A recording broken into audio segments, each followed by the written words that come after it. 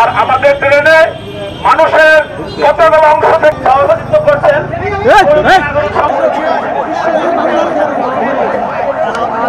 Polythene নিষিদ্ধ করা হয়েছিল, বাজারে নিয়ে আসলো, আমরাও মুখে নিলাম, আমরাও যথেচ্ছা ব্যবহার শুরু করলাম।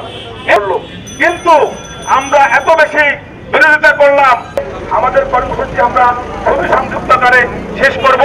তাদের প্রতি শ্রদ্ধা নিয়ে আমরা এই ঘেরাও কর্মসূচি আমরা ঘোষণা করলাম না, কিন্তু যদি দ্রুত সময়ের মধ্যে এই সমস্যার সমাধান, মশাবাহিত রোগের কারণে আরো একটি বিপর্যয় নেমে আনা উৎসব খুলনা মহানগরীতে, সেটি আমরা লক্ষ্যতে দাঁড়াচ্ছি।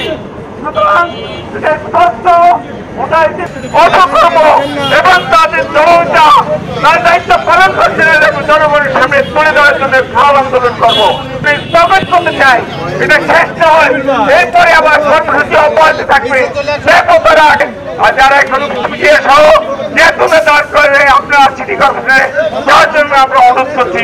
সকলকে ধন্যবাদ। অনেক দূর দূরান্ত থাকে, সুতরাং আমাদের দায়িত্ব হয়েছে এটাকে